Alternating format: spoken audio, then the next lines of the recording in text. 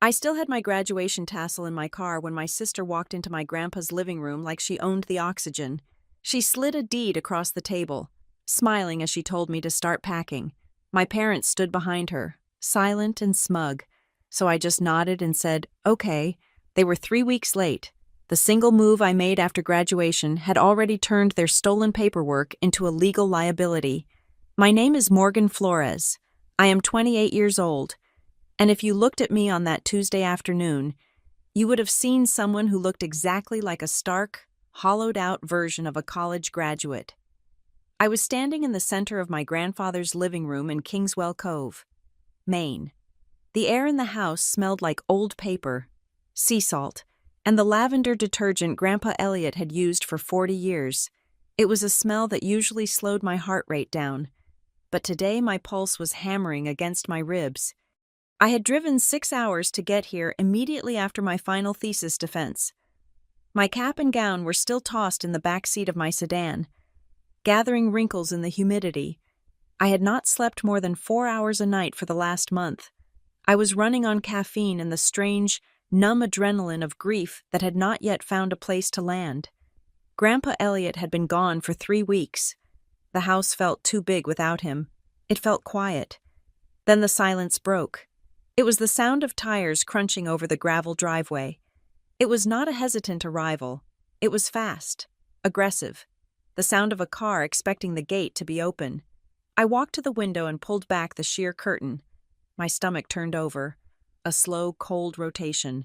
It was my parents' SUV, and driving it was my younger sister, Lena. They were not supposed to be here.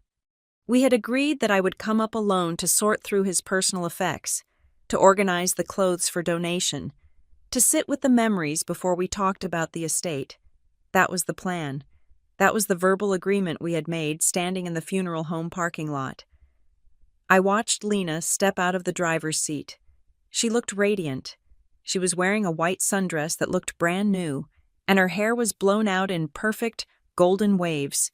She looked like she was arriving for a summer vacation, not a grim task of sorting through a dead man's belongings.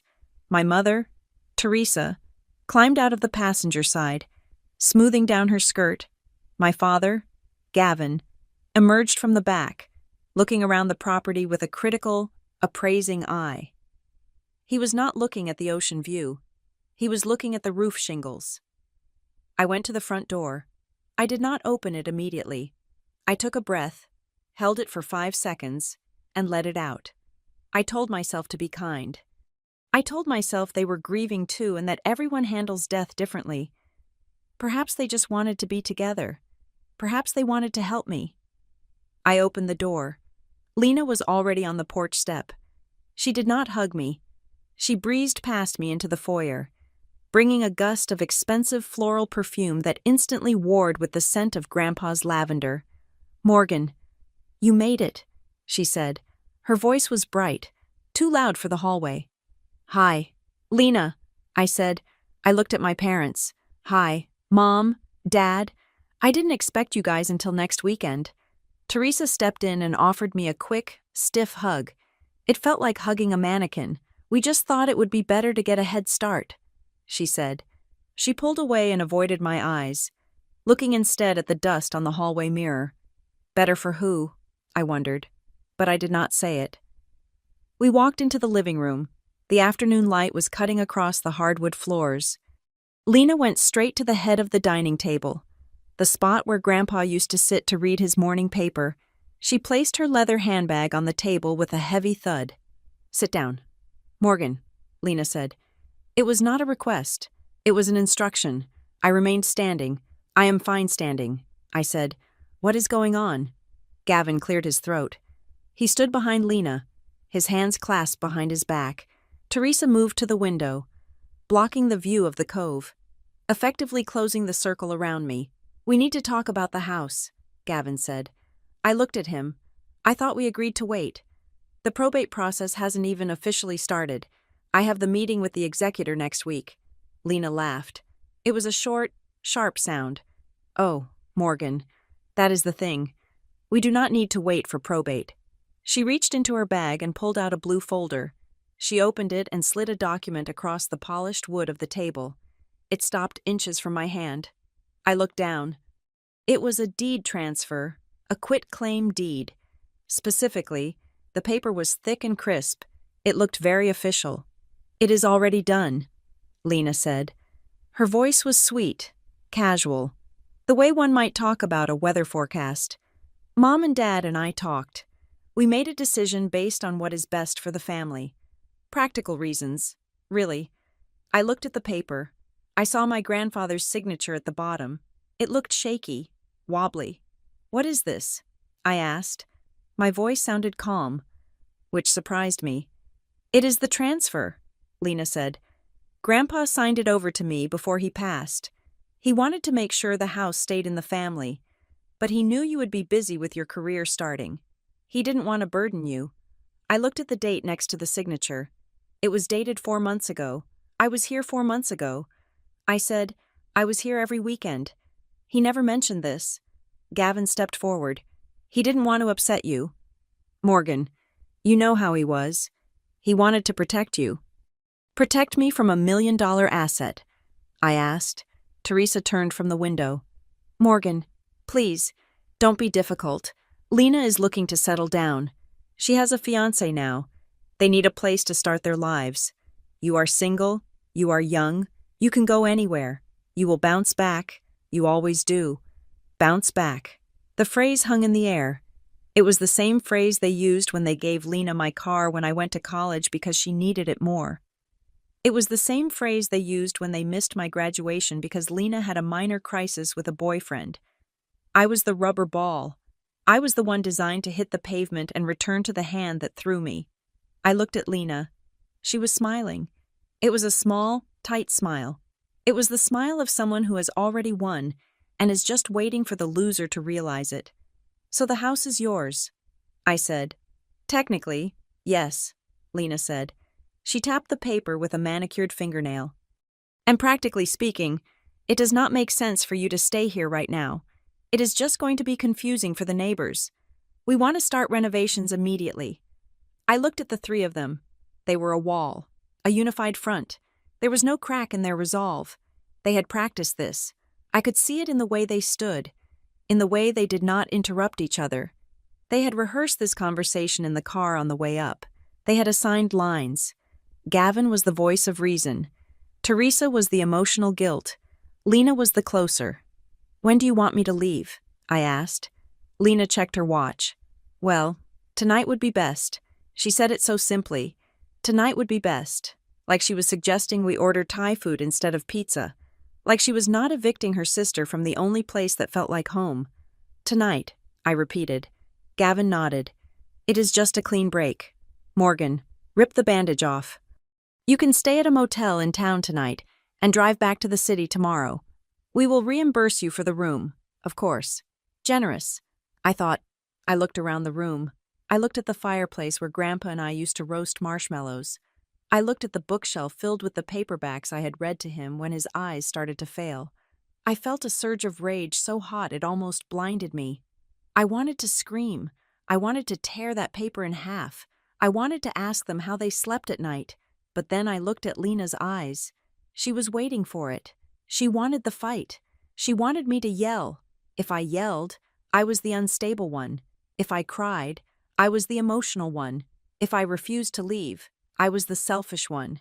They had a script for every reaction I could possibly have. They were ready to bulldoze me with logic and guilt and gaslighting until I collapsed.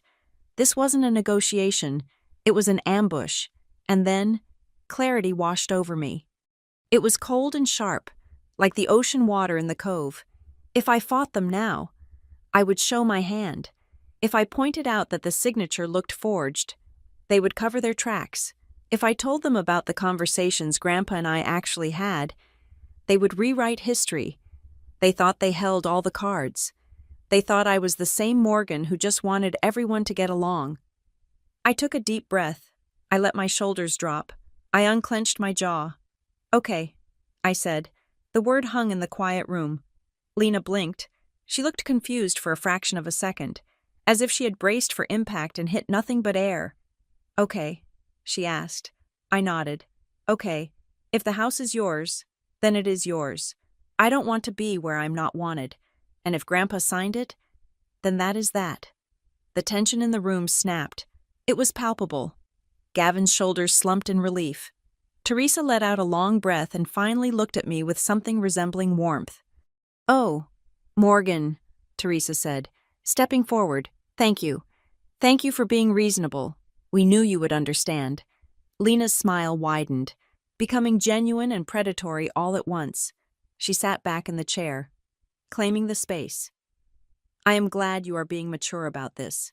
Morgan, it makes everything so much easier. I will go pack my bag." I said, "I can be out in an hour." "That is perfect," Lena said. She pulled her phone out. "I will let the movers know. They are scheduled to be here in 2 days to clear out the old furniture. We want to gut the living room first." 2 days. They had booked movers before they even spoke to me. They had spent money based on the assumption of my surrender. I turned and walked out of the living room. I walked up the stairs, my hands sliding along the smooth wood of the banister. I could hear them talking below me. Their voices were louder now, excited. They were already discussing paint colors. They were discussing knocking down the wall between the kitchen and the dining room. They were butchering the house before the body was even cold. I entered the guest room where I had been sleeping. I did not pack immediately. I stood in the center of the room and listened to the house. Perfect. I thought, now I knew. I knew exactly who they were.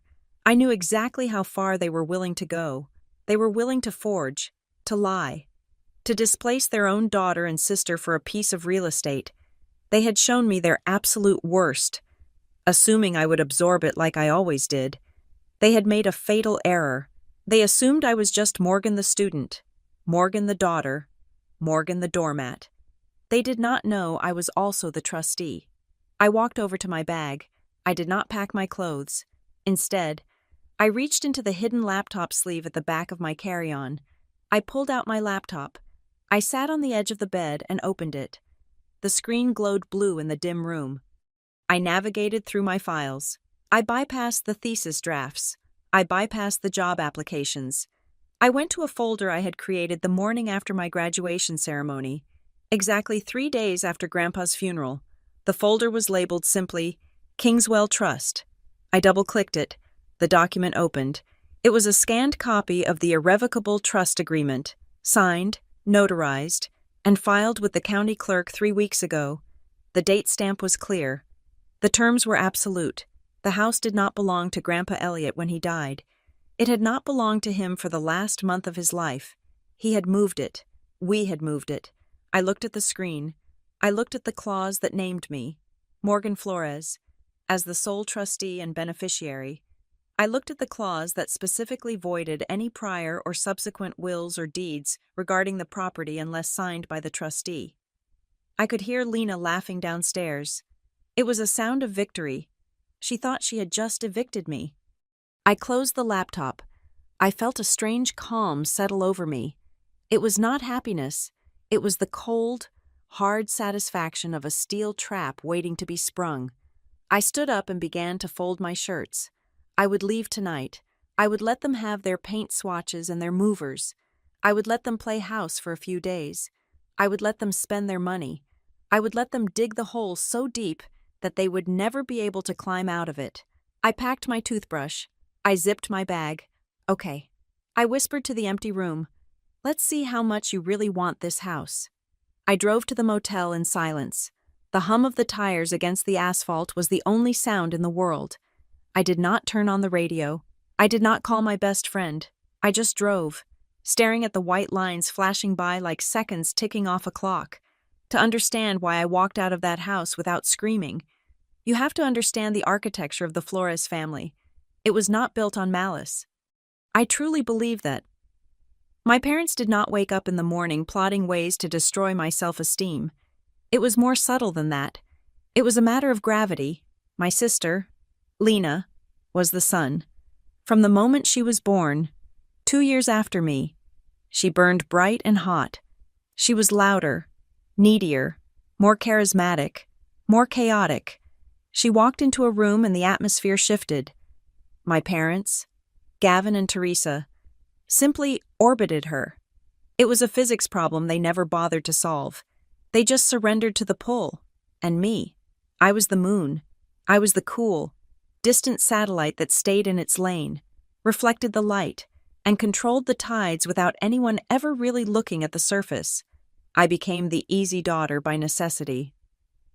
When Lena threw a tantrum in the cereal aisle because she wanted the sugary brand, my mother would look at me quiet, standing by the cart with my hands folded and sigh with relief. "Thank God for you, Morgan," she would say. "You are so low maintenance." I learned early on that being low maintenance was the only way to get praise. If I had a problem, I was adding to the load. If I solved my own problem, I was a good girl. By the time I was 12, "You are so mature for your age," had become my primary identity. But it wasn't a compliment. It was a leash. It was a way of telling me that I was not allowed to be messy. I was not allowed to fail. I was not allowed to need them. I remember my high school graduation. I was valedictorian. I had worked for 4 years to get that title. Studying late into the night while Lena snuck out to parties. During the ceremony, my parents sat in the front row. I saw them. But halfway through my speech, Lena, who was a sophomore then, texted my mother that she felt sick and needed to be picked up from a friend's house. I watched my father check his phone.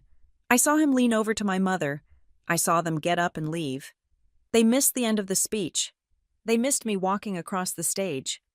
Later, at dinner, which was just takeout pizza because Mom was too tired from dealing with Lena's migraine, they told me, "We knew you would be fine. Morgan, you are so strong. You don't need us holding your hand." Lena, though she needs support, that was the narrative. Lena needed, Morgan handled. It wasn't abuse.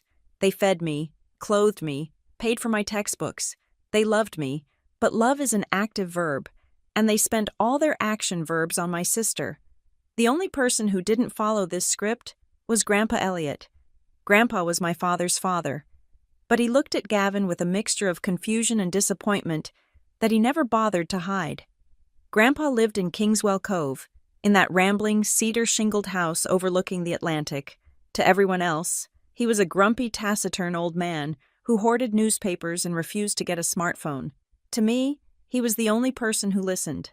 I started spending my summers there when I was 10. At first, it was just to get out of the way so my parents could focus on Lena's gymnastics camp, or Lena's summer school, or Lena's latest crisis. But soon, it became my sanctuary. The house had a rhythm that soothed my anxious brain. The floorboards in the hallway groaned in F-sharp. The screen door slammed with a specific double thud. The air always tasted of salt and pine needles. Grandpa treated me like an adult, but not in the dismissive way my parents did. He treated me like an equal. We would sit on the back porch for hours, listening to his shortwave radio, tuning into static-filled voices from ships out at sea. "Listen to that, Morgan," he would say, his voice gravelly and low. "That man is 1,000 miles away, but he is telling us exactly where he is. Most people are standing right next to you and can't tell you a damn thing about where they are." He asked me what I thought about the news. He asked me about my books. He didn't interrupt me. When I spoke, he would lean forward, his blue eyes sharp and attentive. He made me feel solid.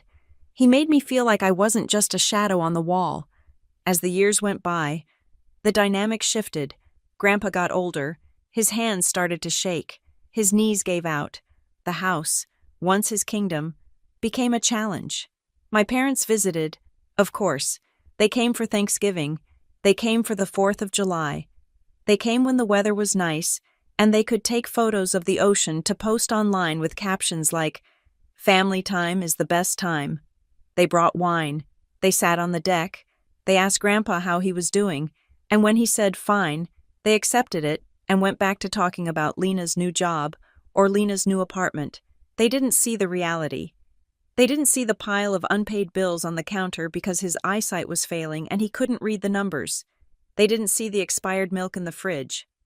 They didn't know that he was skipping his heart medication because the child-proof caps were too hard for him to open. I saw it. When I was in college, and then in grad school, I started driving up every other weekend. It wasn't a chore, it was an act of preservation. I bought a plastic pill organizer and filled it for him every 2 weeks. I took over his checkbook. I sat on the phone with the insurance company for 3 hours at a time, fighting denied claims while I graded papers for my teaching assistant job. I fixed the leaking faucet in the bathroom because my father said he was too busy at work to drive up and call a plumber. I hired the landscaping crew to clear the brush that was becoming a fire hazard. I became the manager of his life. "You're a good girl, Morgan," Grandpa would say, watching me sort through his mail. He wouldn't say it with relief. Like my mother, he would say it with a heavy sadness. "You carry too much water for people who don't know they are thirsty." "I don't mind," I would tell him, and I didn't, because caring for him was the only thing that felt real. My parents knew I was doing this. They relied on it. "How is Grandpa?" My mother would text me. "He is fine," I would reply. "Good. Thanks for checking on him." She would write back. They never asked about the details.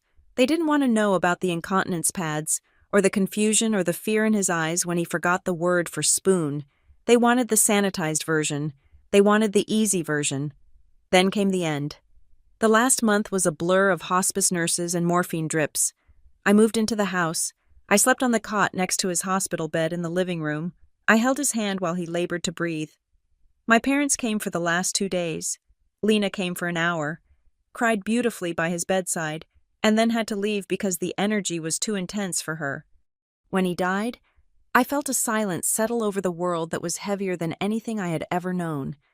I had lost my anchor, but then came the will. I knew Grandpa had money.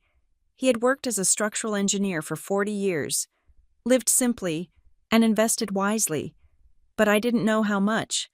A week after the funeral, I met with his old attorney, Mr. Henderson, alone. My parents were giving me space, which meant they were busy helping Lena move into a new condo. Mr. Henderson sat me down and told me, Grandpa had left small cash gifts to my parents, $10,000 each. He left $5,000 to Lena, and the rest the house, the land, the investment accounts, the savings he left to me. He wanted you to have options. Morgan. Mr. Henderson said, handing me the summary. He told me that you are the only one who knows the value of $1, and more importantly, the value of a home. I looked at the numbers. It wasn't a fortune that would put me on a yacht, but it was enough to pay off my student loans, maintain the house for decades, and allow me to write without fear of starving. It was freedom. It was his final way of protecting me. I drove back to the house that day and cried for an hour, not out of gratitude for the money, but because he had seen me. Even in death, he was taking care of the responsible one. I didn't tell my parents the details. I told them we were still sorting through things. I wanted to grieve in peace before the vultures started circling. I naively thought that grief would be the hardest part of this year. I thought missing him would be the maximum capacity of my pain. I was so wrong. The grief was clean. It was pure. What was happening now, this ambush, this eviction, this smile was dirty. As I pulled the car into the motel parking lot, the neon sign buzzing overhead, a memory clawed its way up from the back of my mind. It was something I hadn't thought about in years, but in the light of today's events, it suddenly looked different. It looked like a warning I had ignored. It was 3 years ago. I had just started my first real job. I had saved $5,000. It was my emergency fund. My mother had called me, frantic. Lena was in trouble. She had taken out a predatory payday loan to fund a business idea that involved selling custom jewelry, and the interest was eating her alive. They were threatening legal action. "We just need a bridge loan. Morgan," my mother had pleaded, "Dad and I are illiquid right now until the bonus checks clear. If you pay it off, we will wire you the money back in 2 weeks. I promise. Please." She is terrified. I paid it. I drained my savings account and paid Lena's debt. 2 weeks went by. No wire transfer. A month went by. I called my mother. "Oh, honey," she said, her voice tight. "Things are a little tight right now. The roof needed repairs." Can you wait another month? I waited. 3 months later, we were at a family dinner. Lena was showing off a new designer purse. My father was talking about their upcoming cruise to Cabo. I brought it up. I did it quietly, in the kitchen, while helping my mother with the dishes. Mom, about that $5,000. She stopped scrubbing. She turned to me, and her face went cold. Morgan, she said, her voice dropping to a whisper. Why do you have to be so transactional? We are family. We paid for your college tuition. We paid for your braces. Now you are counting pennies with us. Lena was in crisis. You helped her. Why do you have to ruin a nice dinner by bringing up money? I stood there, stunned. They had rewritten the story. It wasn't a loan anymore. It was my obligation. I was the ungrateful one for asking to be repaid. I never got that money back. I stopped asking. I absorbed the loss, just like I absorbed everything else. I sat in the driver's seat of my car, the engine ticking as it cooled. I looked at the motel key in my hand. That was $5,000. This was $1 million estate. If they were willing to gaslit me over $5,000, they wouldn't just rewrite history for this house. They would burn the history books. But this time, I wasn't the daughter asking for a favor. I wasn't the transactional child. I took a deep breath and opened my phone. I saw a text from my lawyer. Dana, everything is secure. The trust is ironclad. Let them play. I texted back. They are moving in on Tuesday. I walked into the motel room and locked the door. I was done being the easy daughter. If they wanted a transaction, I would give them the most expensive one of their lives. To understand why I did not scream when my sister slid that forged deed across the table, you have to understand the 3 weeks that preceded it. You have to understand the sound of a phone ringing in an empty house and the specific, suffocating weight of false concern. It started 48 hours after we put Grandpa Elliot in the ground. I was sitting on the floor of the library, surrounded by stacks of his engineering journals. I was trying to decide whether to donate them to the local university or keep them for myself. The grief was still a physical weight in my chest, a heaviness that made it hard to take a full breath. Then my phone buzzed. It was my mother. Teresa, I answered, expecting her to ask how I was holding up. I expected her to ask if I was eating, or if the silence of the house was getting to me. Morgan, she said. Her voice was honey smooth. It was the voice she used when she wanted to return a dress she had already worn to a party. Have you thought about what you're going to do with the house? There was no preamble, no condolences, no question about my graduation, which had happened in a blur amidst the funeral preparations. I blinked at the phone. Mom, I said, it has been 2 days. I am just trying to get through the inventory. I know, she said, and I could hear the dismissive wave of her hand through the receiver. But we have to be practical. That is a big property for one person, especially a young woman with her whole life ahead of her. You do not want to be tied down to a place like Kingswell Cove. It is so isolated. I am not isolated. I said, I like it here. Silence stretched on the line. It was not a comfortable silence. It was the sound of her recalibrating her strategy. We are just worried, she said, her tone shifting to a lower, graver register. We are worried you are making emotional decisions. You know how you get attached to things. We just want to make sure you have the freedom to bounce back. There was that phrase again, bounce back. As if inheriting a home was a tragic accident I needed to recover from. That call was the opening salvo. Over the next week, the assault became a two-front war. My father, Gavin, took the flank. He did not talk about emotions. He talked about logistics. He called me while I was trying to fix the pilot light on the water heater. Morgan, listen to me, he said. I have been running the numbers on a place that age. You are looking at $10,000 a year in property taxes alone. Then there is the insurance, which is skyrocketing for coastal properties. Have you checked the flood zones? I have. Dad, I said, Grandpa taught me how to read the maps. We are in Zone X. We are fine. You think you are fine, he corrected me. But what happens when the roof goes? That is $20,000. What happens when the septic system fails? You are a teacher. Morgan, or you will be. Do you really want to pour your entire salary into a money pit just for the sake of nostalgia?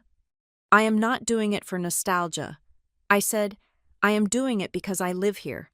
You are overwhelmed, he said. He said it with such finality that for a second, I almost believed him. You just do not realize it yet. Let us handle the heavy lifting. We can take the burden off your shoulders. They never said, we want the house. They always said, we want to help you. It was a masterclass in gaslighting. Then came the physical incursions. Lena started dropping by. She lived 2 hours away in the city, but suddenly, she was in Kingswell Cove 3 times a week. She never called first. She would just appear in the driveway, looking breezy and casual, usually with a latte in hand. I was just in the neighborhood, she would say, stepping past me into the foyer. She walked through the house differently than she used to, before. She walked through it like a guest. Now, she walked through it like an inspector. I watched her one Tuesday afternoon. She was standing in the kitchen, tapping her fingernail against the granite countertop Grandpa had installed 5 years ago. This is so dated, she murmured. We would have to rip this whole island out, open it up, make it modern. I asked. She didn't even look at me. She was too busy visualizing a sledgehammer hitting the stone. You know what I mean. The family. If we are going to get any value out of this place, it needs a refresh. She moved to the living room. She stood in front of the bay window, blocking my view of the ocean. Where is the deed? Morgan, she asked. The question was so sudden, I almost dropped the mug of tea I was holding. It is with the lawyer. I lied. Why? I just want to check the lot lines, she said. I was looking at the side yard. I think there is room for a guest cottage, or maybe a pool, but I need to see the official setbacks. It is in probate. Lena, I said, keeping my voice steady, nothing happens until the process is done. She turned to me then. Her eyes were bright, hard, and devoid of any grief. Well, when it is in one name, it will be easier to manage, she said. She did not say, when it is in your name. She said, one name. The implication hung in the air like smoke. I started to feel a prickling sensation on the back of my neck. It was the feeling of being hunted.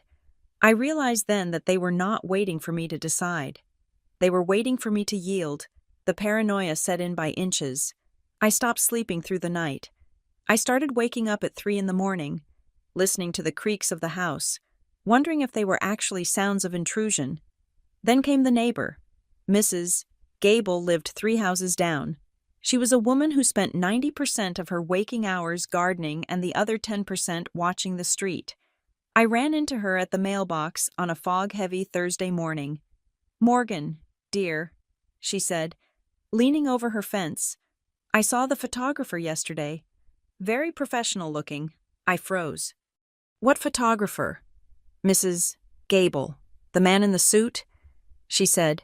He was out there for an hour, taking pictures of the roofline, taking pictures of the foundation. He had one of those fancy drones, too. I thought maybe you were listing the place already. I felt the blood drain from my face. I had not hired a photographer. Did you catch his name? I asked. No, she said. But he was driving a silver sedan. He was talking on his phone the whole time. Seemed very excited. I went back inside and locked the door. My hands were shaking. A photographer meant a listing. A listing meant a seller. I sat down at the kitchen table and opened my laptop. I had access to Grandpa's digital records. But that wasn't where I needed to look. I went to the County Registry of Deeds website. It was a clunky, outdated portal that looked like it had been built in the 90s. But it held the truth of the land. I searched for the property address. There were the standard entries. The original purchase in 1975, the mortgage satisfaction in 2002, but at the very top of the list, in the pending inquiries section, there was a flag. Someone had requested a certified copy of the plot plan and the original deed 4 days ago. The requester was listed as Verified Title Services, LLC. I didn't know who that was, but I knew I hadn't requested it. I did not call my parents. I did not confront Lena. Instead, I did something I had learned from Grandpa. I started a log. I opened a fresh notebook. On the first page, I wrote the date and time of the photographer sighting. I wrote down the details of the registry inquiry. I went back through my phone and transcribed every voicemail from my mother, noting the timestamps and the escalating urgency in her tone. Concern was their weapon. Documentation would be mine. 2 days later, a truck pulled into the driveway. It wasn't family. It was Mr. Higgins, a local contractor who had done work for Grandpa for years. He was a good man, rough around the edges, with hands like sandpaper. He knocked on the door, holding his cap in his hands. "Miss Morgan," he said, "I hate to bother you. I know you are grieving. It is okay." "Mr. Higgins," I said, "what can I do for you?" "Well," he said, shifting his weight uncomfortably, "I was just confused. Your dad called me yesterday." My stomach tightened. What did he want? He wanted a quote for demolition. "Mr. Higgins said, the world seemed to tilt on its axis. Demolition." I repeated. "Yeah," he said, "not the whole house, just the garage and the sunroom. Said they needed to clear the lot for a new build." He offered me cash if I could start next week. I told him I couldn't touch a thing without the owner's permission, and he said, well. He said the paperwork was being finalized, and he was speaking for the owner. I looked at Mr. Higgins. I looked at the house that Grandpa had built with his own sweat, the sunroom where he had read to me, the garage where he had taught me to change a tire. They wanted to bulldoze it. They wanted to erase him. "Thank you for telling me." "Mr. Higgins," I said. My voice sounded far away. "Please do not touch this property. If anyone else calls you, you tell them to talk to me." He nodded, put his cap back on, and walked away. He looked sad. He knew what was happening. Everyone in town probably knew what was happening except me. I went back inside. I felt sick. It wasn't just greed. It was erasure. They didn't just want the money. They wanted to wipe the slate clean. They wanted to turn Grandpa's legacy into a subdivision. I sat at the computer again. I set up a Google alert for my address. I set up an alert for my grandfather's name. I set up an alert for Flores, combined with Kingswell. I spent the next 24 hours in a state of high-functioning panic. I researched title fraud. I researched adverse possession. I researched every legal way a family could steal a house. I was waiting for the other shoe to drop. It dropped on a Monday morning. Exactly 3 weeks after the funeral, I was drinking coffee, staring at the ocean, trying to find some measure of peace. My phone pinged with an email notification. It wasn't a personal email. It was an automated confirmation from a document filing service called QuickDeed Pro. Subject: confirmation of deed transfer request. Processing. I froze. I hadn't used QuickDeed Pro. I opened the email. "Dear customer, this email is to confirm that your request to transfer the property located at 44 Cove Lane has been received. The quitclaim deed you uploaded is currently being reviewed by our notary network. Once verified, it will be electronically filed with the county clerk. Estimated completion time 24 hours. I stared at the screen. The blood roared in my ears. They had uploaded a deed. They had found a notary. They were 24 hours away from stealing the house legally, or at least creating a legal mess that would take me years and thousands of dollars to untangle. They weren't asking anymore. They weren't suggesting. They were taking. I looked at the time. It was 9 o'clock in the morning. I did not call them. I did not scream. I stood up. I put my coffee cup in the sink. I walked to my car. I had 24 hours to beat them. I drove out of the driveway, past the spot where the photographer had stood, past Mrs. Gable's garden. I wasn't Morgan the daughter anymore. I was Morgan the plaintiff, and I knew exactly where I was going. I did not speed on the way to the law office.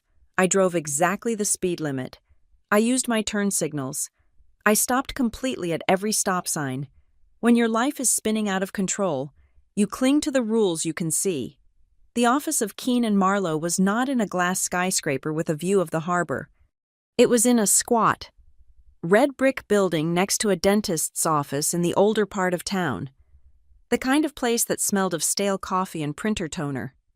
It was a place where people went to solve problems they did not want their neighbors to know about. I had made the appointment 3 days after graduation, acting on an instinct I did not fully understand at the time. Now, sitting in the waiting room with my hands folded in my lap, I understood it perfectly. It was survival. A woman opened the inner door. She was in her 50s, wearing a sharp gray blazer and glasses that hung from a chain around her neck. This was Dana Keene. She did not look like a woman who offered tea and sympathy. She looked like a woman who read fine print for sport. "Ms. Flores," she said, "come in." I followed her into her office. It was lined with books, not for show, but for use. Their spines were cracked and peeling. I sat down and placed the folder on her desk. Inside was everything. The printout of the quick deed email, the timeline of Lena's visits, the log of my mother's voicemails, the death certificate. Dana put on her glasses. She did not speak for 10 minutes. The only sound in the room was the rhythmic snap of pages turning and the hum of the air conditioner. I watched her eyes scan the text. She did not look surprised. She did not look horrified. She looked bored, finally. She closed the folder and interlaced her fingers. "You think this is unique?" she said. Her voice was flat, professional.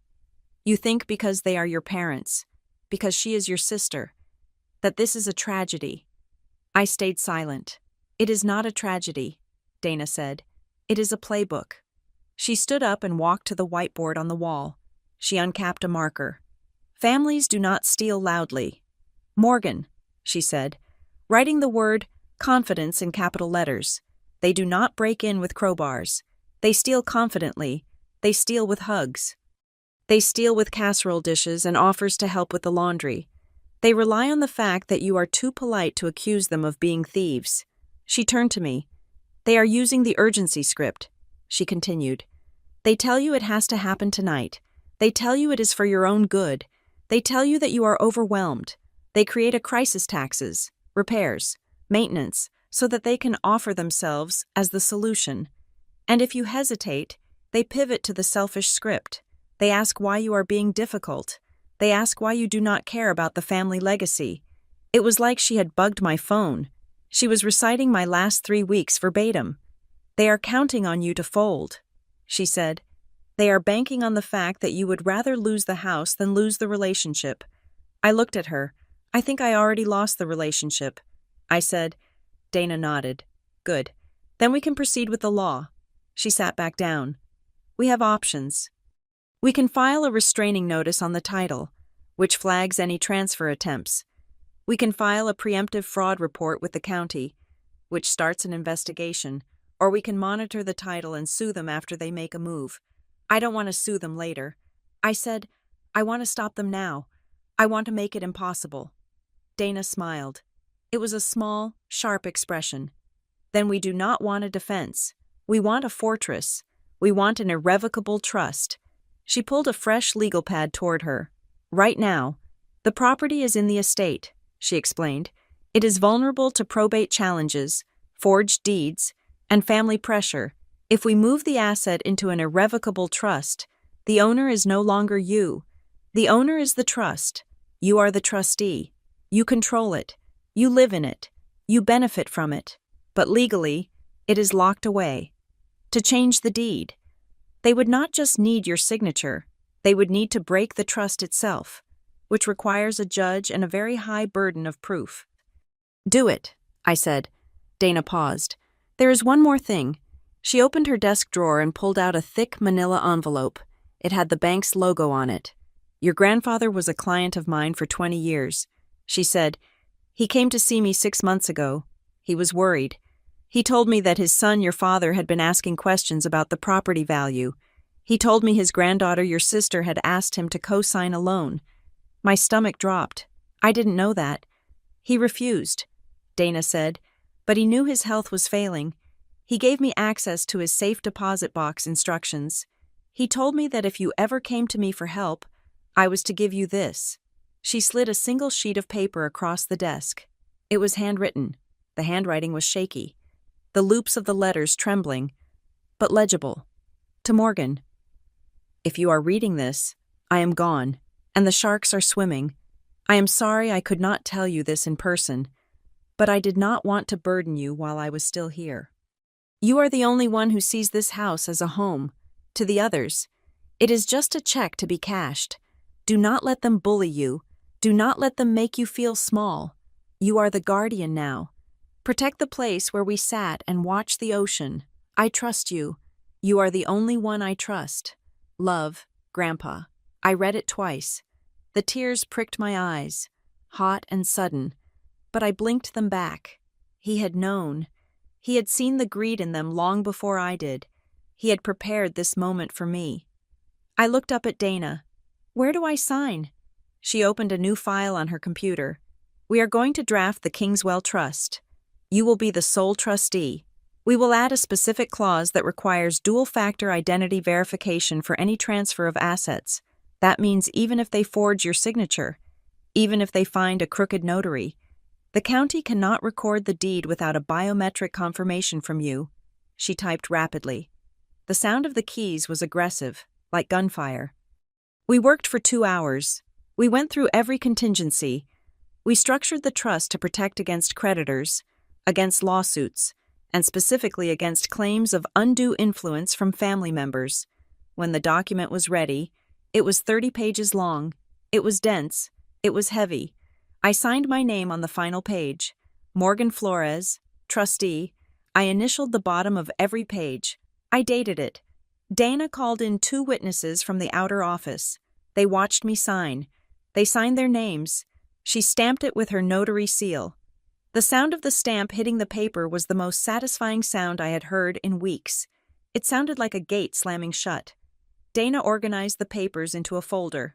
I will file the abstract of trust with the county registry within the hour. She said, by the time you get back to the house, the public record will show that the property belongs to the Kingswell Trust. She leaned forward, her expression serious. You need to be prepared for what happens next. Morgan, I am ready. I said, I do not think you are. She said, when they realize you are not movable, they will escalate. They will not just be angry, they will be vicious. They will lose control of the narrative. So they will try to destroy your character. Expect a public story about you. They will tell people you manipulated a dying man. They will tell people you are mentally unstable. They will tell people you stole their inheritance. Let them talk. I said, I have the truth. Dana looked at the quick deed email printout one last time. There is a difference between a family dispute and what is happening here, she said quietly. She tapped the paper.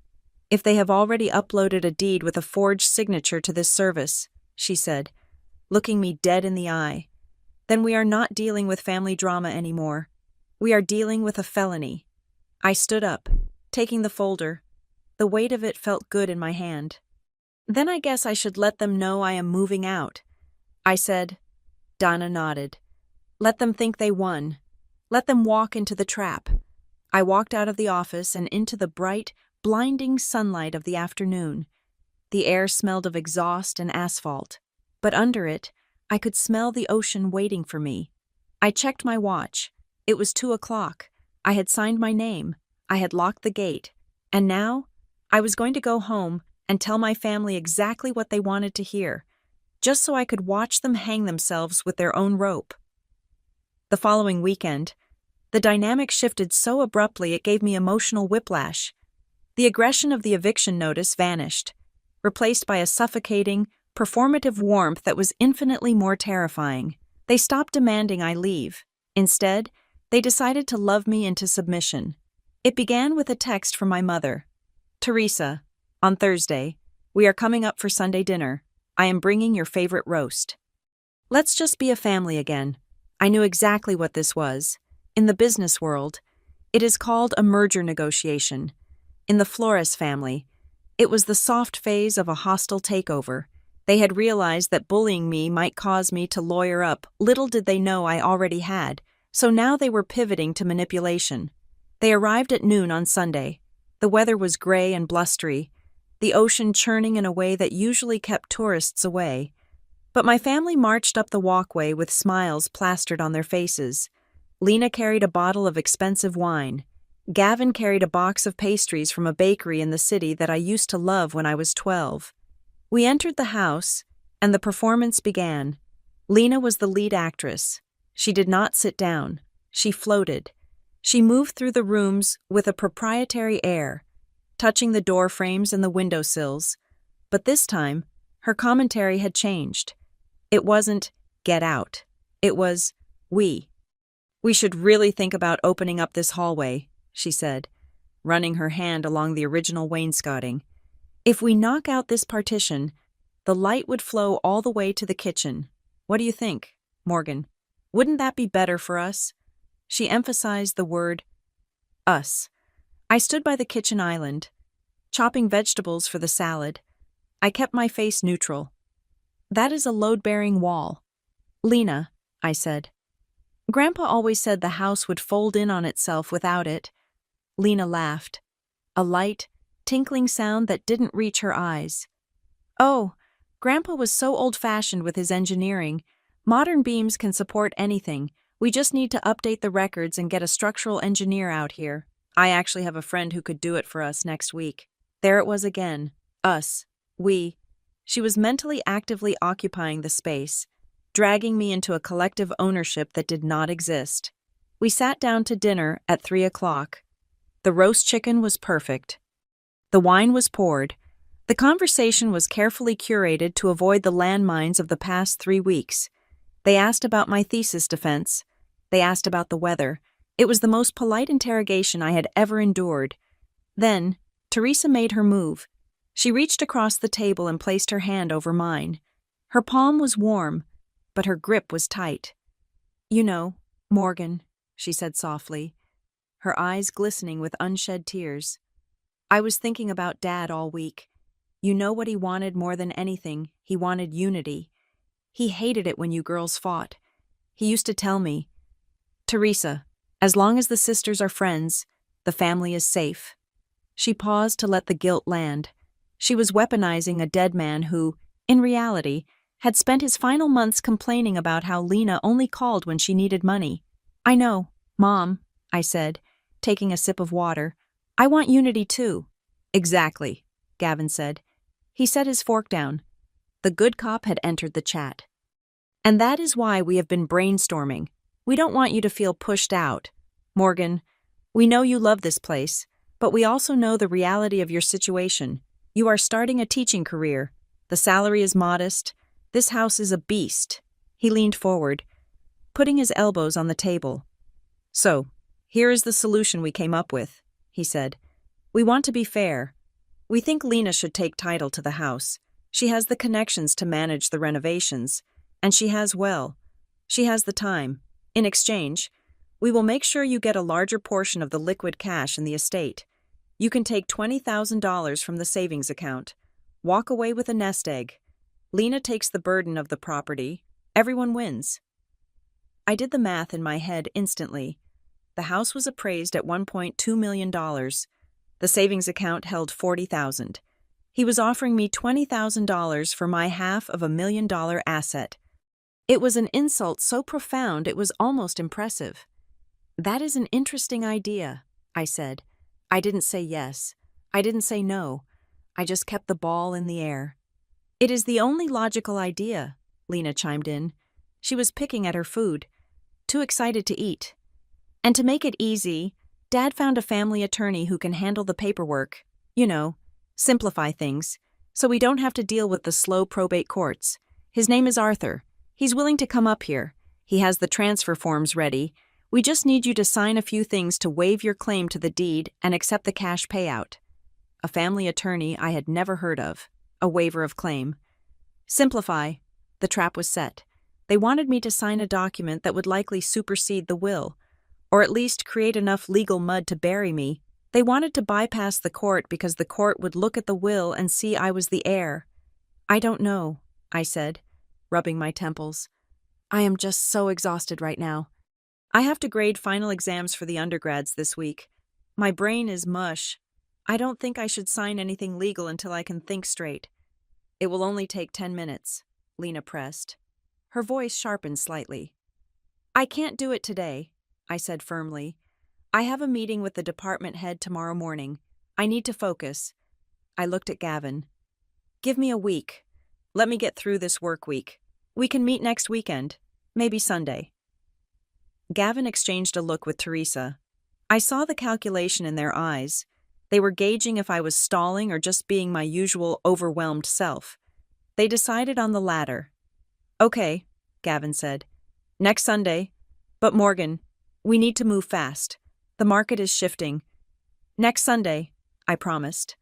They left an hour later, confident that they had closed the deal.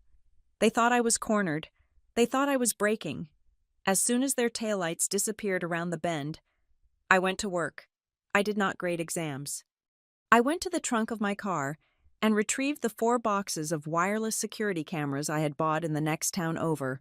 I spent the next 3 hours installing them. I put a tiny black camera on top of the kitchen cabinets, hidden in the shadows of the crown molding. I put one in the bookshelf in the living room, wedged between 2 encyclopedias.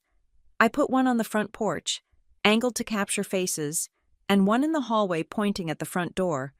I synced them all to a cloud account that my family didn't know existed. If they came back while I was at work, I would know.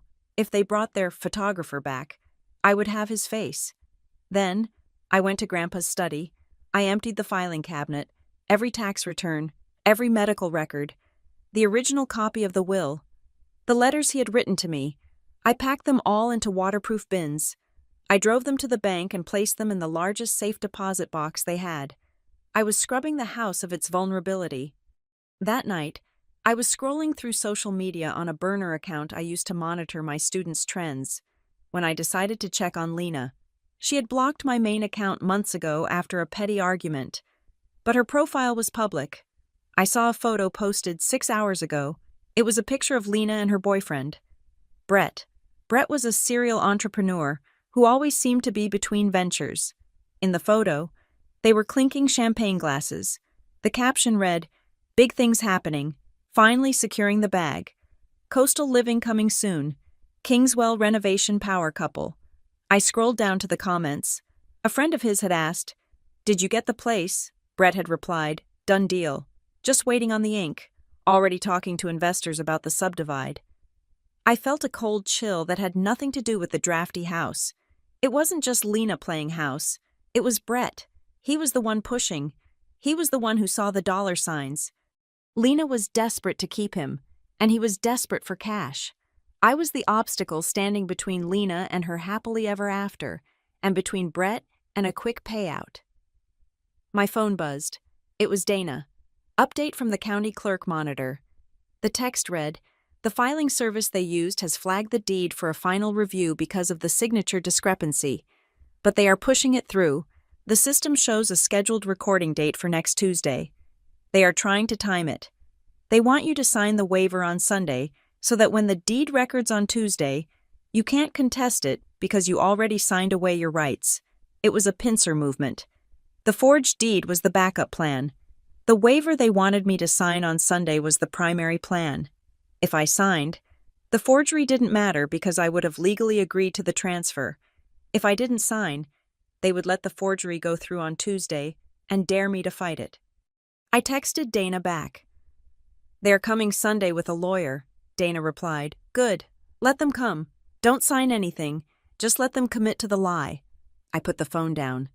The house was silent, but the cameras were blinking their tiny, invisible red lights in the darkness. I felt like a spider sitting in the center of a very intricate web, waiting for the flies to return. Then, my phone lit up again. It was a text from Teresa. She must have been stewing on the drive home. She must have felt that my maybe next week wasn't a guarantee. She wanted to make sure I understood the stakes, the mask of the loving mother, the woman who brought roast chicken and talked about unity, slipped completely. The message was one sentence, devoid of emojis, devoid of warmth. "If you don't cooperate on Sunday, we will handle it without you." I stared at the glowing screen. There it was, the threat. They weren't asking for permission anymore. They were telling me that my consent was a courtesy they were about to revoke. I took a screenshot. I saved it to the cloud. "Okay, Mom," I whispered to the empty room. "Come and handle it." The phone call that set the stage for the final act came on Friday evening. It was brief. It was not a conversation between a mother and a daughter.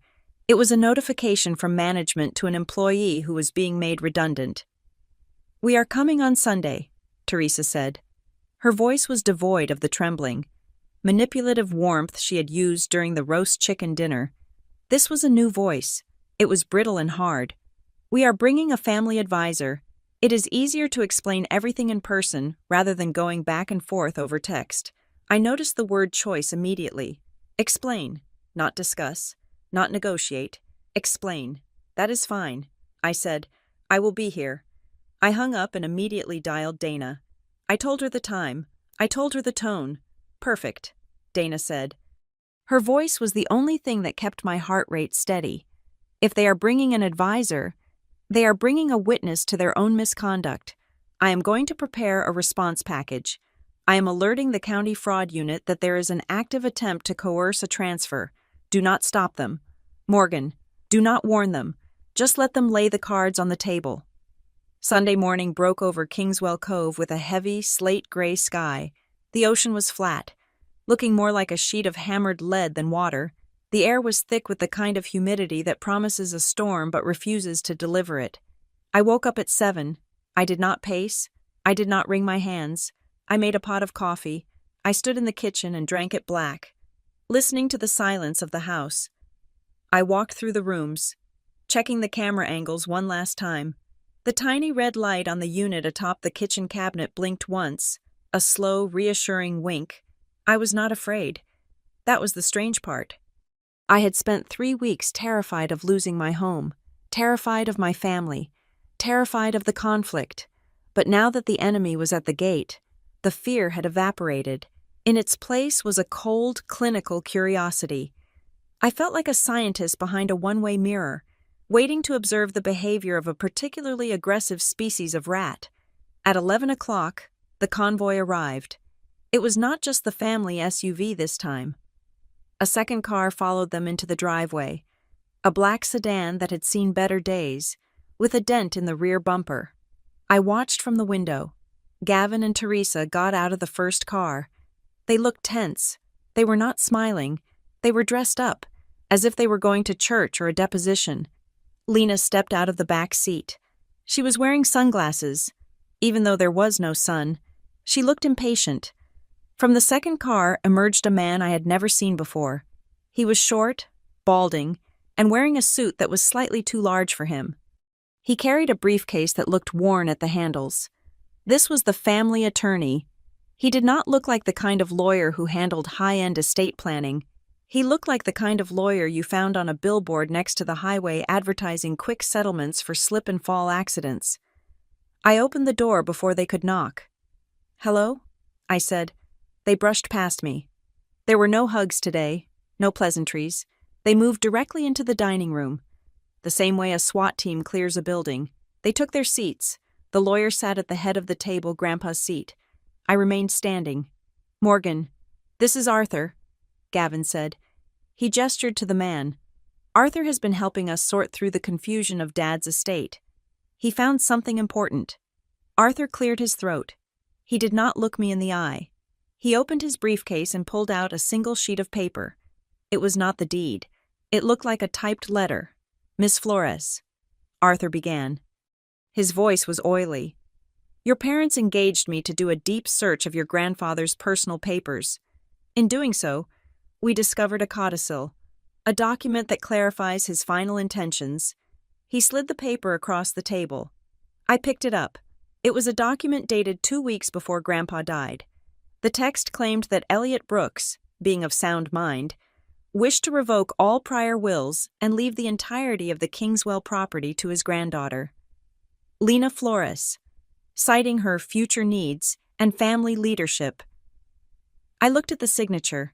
It was a tragedy of a forgery. Grandpa had Parkinson's tremors in his right hand for the last 3 years of his life. His signature was a jagged, spidery thing that took him a full minute to write. The signature on this paper was smooth. It was looped. It flowed. It was the signature of a man 20 years younger. Furthermore, the date was written as January 12th, 2024. Grandpa never wrote the Sieth after a number. He always wrote 12 John, 2024. He was an engineer. He had specific formatting habits that were as ingrained as his breathing. I looked up at them. I looked at my mother, who was studying her fingernails. I looked at my father, who was staring at the wall. I looked at Lena, who was watching me with a mixture of defiance and hunger. They were not just greedy, they were desperate. They had created a fake document because the real will didn't give them what they wanted. They were trying to override a legal reality with a piece of printer paper. So, Grandpa changed his mind. I said, my voice was neutral. Yes, Arthur said quickly. He realized that the burden of the property was too much for you. He wanted to protect you. This document, well, it technically supersedes everything else. It makes Lena the sole owner effective immediately upon his passing. I looked at Arthur. I wondered how much they were paying him. I wondered if he knew he was committing a crime, or if he was just stupid enough to believe them. I see, I said. Lena leaned forward. Look, Morgan, we don't want to make this ugly. We could take this to court and tie you up for years. We could sue you for back rent for the time you have stayed here. But we are family. She pushed a second document across the table. This is a cooperative move-out agreement, she said. It says that you acknowledge the new ownership. You agree to vacate the premises within 48 hours. In exchange, we agree not to pursue you for any legal fees or rent. And she looked at Gavin. And we will give you $5,000 for moving expenses. Gavin said, $5,000. The exact amount of the loan I had given them 3 years ago. The exact amount they had stolen from me. The symmetry was poetic. I looked at the agreement. It was their out. If I signed this, or even agreed to it verbally and left, they would use it as proof that I accepted their narrative. They would file their forged deed on Tuesday. And if I ever tried to fight back, they would say, but she agreed to leave. She knew it was Lena's. I looked around the room. I looked at the camera hidden in the bookshelf. I looked at the camera on the kitchen cabinet. They were recording every word. They were recording the presentation of the forged codicil. They were recording the coercion. I had enough. I had more than enough. I dropped the paper back onto the table. I let my shoulders slump. I let out a long, ragged sigh. The sound of a woman who has finally been crushed by the weight of the world. I can't fight you, I said. The tension in the room snapped like a dry twig. Teresa let out a gasp of relief. Gavin sat back in his chair. Arthur closed his folder, looking incredibly pleased with himself. I just want this to be over, I continued, keeping my eyes on the floor. If Grandpa changed his mind, then he changed his mind. I don't want to be where I'm not wanted. Smart girl, Arthur said. He sounded triumphant. So, you will sign? Lena asked. I will pack, I said. I sidestepped the question of the signature. I will be ready to go. I just need a little time to get my things together. Lena slammed her hand on the table. It was a happy slam. Done, she said. I already called the movers. They are booked for Tuesday morning at 8 o'clock. Tuesday, I repeated. Yes, she said. Tuesday. You need to be out by noon. We have the contractor coming at 1 to start the demo on the garage. They were moving so fast. They were sprinting toward the cliff edge. Okay, I said. I nodded slowly. Okay, Tuesday. Teresa stood up and walked over to me. She tried to hug me again. I stood rigid, letting her arms wrap around me. I knew you would do the right thing. Morgan, she whispered. We are doing this for you. You will see. In a year. You will thank us. I pulled away. I will go start gathering my books. I said, we should go, Gavin said, standing up. He looked eager to leave the scene of the crime. We have a lot of paperwork to finalize with Arthur. They walked to the door. Their steps were light. They were chatting. Lena was already on her phone, texting presumably Brett, telling him that the obstacle had been removed. They walked out of the house with the swagger of conquerors. Arthur paused at the door. You made a wise choice, young lady, he said. These legal battles, they can get very expensive for someone in your position. I watched them get into their cars. I watched the engines start. I watched them back out of the driveway, gravel crunching under their tires. They didn't look back. They didn't see me standing in the doorway. They only saw the dollar signs. As soon as the last car disappeared around the bend, the silence rushed back into the house. But it wasn't empty silence anymore. It was the silence of a fuse burning down. My phone buzzed in my pocket. It was a text from Dana. She must have been monitoring the status update I sent her the moment they sat down. Good. The text read, "Now they have committed to the timeline in writing. They have presented a forged document to a witness, and they have scheduled an eviction. You are done. Morgan, you survived. Tuesday morning. We end this." I looked at the text. Then I looked at the cooperative move-out agreement still sitting on the dining room table. I picked it up. I walked to the kitchen. I opened the drawer where Grandpa kept his matches. I struck a match and held it to the corner of the paper. I watched the flame curl the edges, turning the white paper into black ash.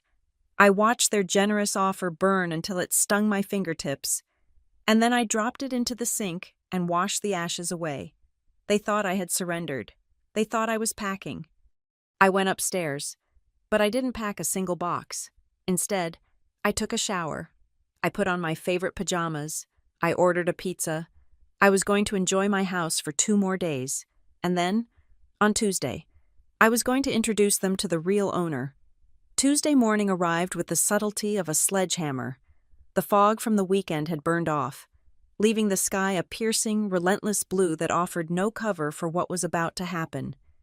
I was awake at 6 o'clock, dressed in a blazer and jeans, a deliberate choice. I was not dressed for moving boxes. I was dressed for business. I sat in the living room with the curtains drawn, listening to the world outside. At exactly 7:45, the silence of the cove was shattered. It began with the deep, guttural rumble of a diesel engine, followed by the hiss of air brakes that sounded like a mechanical beast exhaling. I walked to the window and peered through the slat of the blinds. A massive moving truck, painted in bright orange and white, was backing into the driveway. It was comically large for the narrow lane, its tires crushing the hydrangeas my grandfather had planted along the border. It blocked the entire view of the road. It was an occupation force on wheels. Behind the truck, the family SUV pulled in, followed by the black sedan of their attorney, Arthur, and then a third car arrived, a white van with Quick Pick Locksmith stenciled on the side. I felt a cold flash of anger in my chest. A locksmith. They hadn't just planned to move me out. They had planned to change the locks before lunch. They wanted to make sure that even if I had a key, it would be useless metal by the time the sun went down. They intended to erase my access completely and permanently. I watched them disembark. Lena hopped out of the passenger seat. She was wearing a jumpsuit that looked expensive and utilitarian, the kind of outfit an influencer wears to pretend they are doing manual labor. She was practically glowing. She held a clipboard in her hand, tapping it against her thigh. Gavin got out and immediately started pointing. He gestured to the porch. He gestured to the garage. He was shouting instructions to the 2 men in uniform who had jumped down from the truck cab. "Careful with the door frame," I heard him yell through the glass. "We are going to be sanding these floors later, so try not to scuff them." He was already renovating. He was already living in a future where I did not exist. I turned away from the window. "It is time," I said. I was not speaking to myself. I was speaking to the 2 people sitting at my kitchen table, drinking the coffee I had brewed 30 minutes ago. Dana Keene stood up. She smoothed her skirt and picked up a thick, leather-bound folder. Beside her stood a man named Detective Miller from the County Prosecutor's Fraud Unit. He was a tall man with a face carved out of granite, wearing a windbreaker that simply said, "County Investigator," on the breast pocket. "Let's go say hello," Dana said. We walked to the front door. I could hear footsteps on the porch. I could hear the jingle of the locksmith's tools. I could hear Lena laughing a sound of pure, unadulterated victory. I unlocked the door and swung it open. Lena was mid-laugh. Her hand was reached out, about to knock, but she froze. Her smile faltered for a second, then reassembled itself into a look of impatient pity. "Morning, Morgan," she said, breezing past the fact that she was invading my space. "The guys are here. You got your bags ready.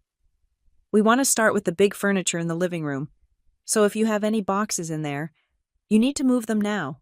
She tried to step inside. I did not move. I stood directly in the center of the doorway, blocking her path. Morgan, move! Gavin barked from the bottom of the steps. We are on a schedule. I stepped out onto the porch. Dana stepped out immediately to my right. Detective Miller stepped out to my left. We formed a wall. The visual impact was instantaneous. Lena took a stumbling step back. Gavin froze mid-gesture. The locksmith, who had been approaching with his drill, stopped dead in his tracks. The movers, sensing the sudden shift in atmospheric pressure, leaned against their truck and crossed their arms. They had seen family fights before. They knew when to pause the clock. "Who are these people?" Teresa asked, her voice shrill. She walked up from the driveway, clutching her purse. "Morgan, why are there strangers here? We agreed to a private family transition. This is not a transition." "Mom," I said, "and this is not a family matter anymore." Dana stepped forward. Her voice was not loud, but it carried the distinct, razor-sharp authority of someone who knows the law better than anyone else in the zip code. "Good morning," she said. "I am Dana Keene, legal counsel for the Kingswell Trust." She held up the folder. Gavin scoffed. "Trust? What are you talking about? There is no trust. We have the deed. We have the codicil. Arthur, tell them." He turned to his lawyer, Arthur, who was standing by the car. Arthur looked suddenly pale. He was staring at Dana. He knew who she was. In the legal world of our county, Dana Keene was a shark, and Arthur was a minnow who fed on scraps. Dana ignored Gavin. She looked directly at the lead mover. "Sir," she said, "I am informing you that you are currently trespassing on private property owned by an irrevocable trust. The individual who hired you has no legal authority to authorize your presence or the removal of any assets. If you touch a single item in this house, you will be liable for theft and damages." The mover looked at Gavin, then at Dana. He looked at the badge on Detective Miller's belt.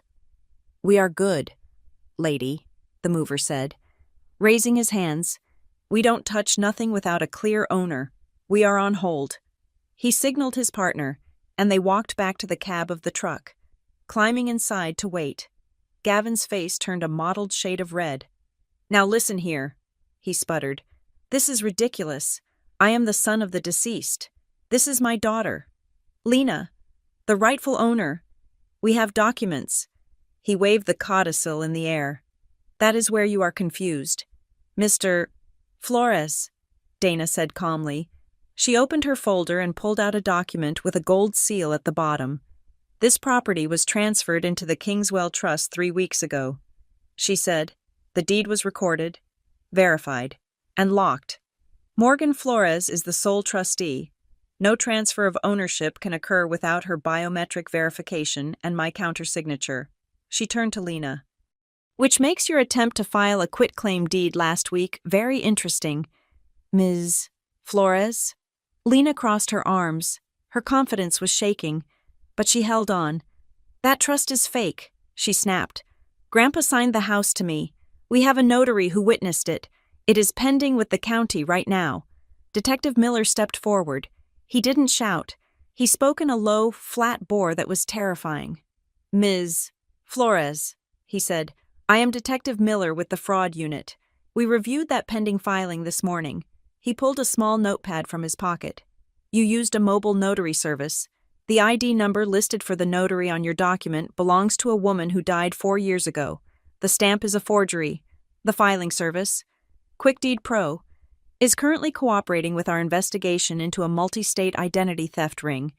The silence that followed was absolute. The seagulls stopped screaming. The wind stopped blowing. Lena's mouth opened, but no sound came out. Gavin looked at Arthur. "Arthur, do something. Tell them." Arthur was slowly backing away toward his car. "I was just retained to file papers provided by the client," he stammered. "I did not verify the origins. I have to go. I have a court appearance. You are not going anywhere." "Arthur," Detective Miller said. He didn't move, but his voice was like a leash. "We will need a statement from you regarding how you obtained that codicil." Arthur froze. Dana handed a sheaf of papers to Gavin. He took them automatically, his hands shaking. This is a formal notice of void transfer, Dana explained. It states that the Kingswell Trust is the sole owner. It also serves as a cease and desist. Any further attempts to enter this property, change the locks, or file documents regarding this estate will be considered criminal harassment and attempted grand larceny. She looked at the locksmith. I suggest you leave, sir. Unless you want to be an accessory to a burglary. The locksmith didn't wait to be told twice. He turned around, walked to his van, and drove away without a word. The driveway was suddenly feeling very empty. The moving truck engine was idling, a low grumble of wasted fuel. Teresa started to cry. It wasn't the soft, manipulative crying she usually used. This was the jagged, ugly crying of someone who realizes the walls are closing in. Morgan, she sobbed. How could you? Police, we are your family. We were just trying to fix things. We were just trying to be practical. I looked at her. I looked at the woman who had watched me drown for years and called it swimming. You weren't trying to be practical. Mom, I said. My voice was steady. You were trying to be thieves, and you weren't very good at it. Lena's face had gone from glowing to gray. The reality was setting in. The house was gone. The money was gone. The victory lap was over before it started. She looked at the moving truck, her grand procession, and realized it was just a bill she would have to pay for a job that wouldn't happen. But she couldn't let it go. She was Lena. She was the sun. The world was supposed to bend to her. She took a step toward me, her hands balled into fists. You can't do this, she hissed. You can't just hoard it. I have plans. I have people waiting on this. Dana stepped in front of me, blocking her. The legal reality is established. Ms. Flores, you are trespassing. Gavin grabbed Lena's arm. Lena, stop. We need to talk to Arthur. We need to figure this out. He tried to pull her back toward the SUV. He was in damage control mode. He realized the legal ground had turned into quicksand. But Lena pulled away from him. She was frantic. Her eyes were wide and wild. Darting between the investigator and the house, she looked like a trapped animal. No, she screamed. We can't just leave Lena. Be quiet.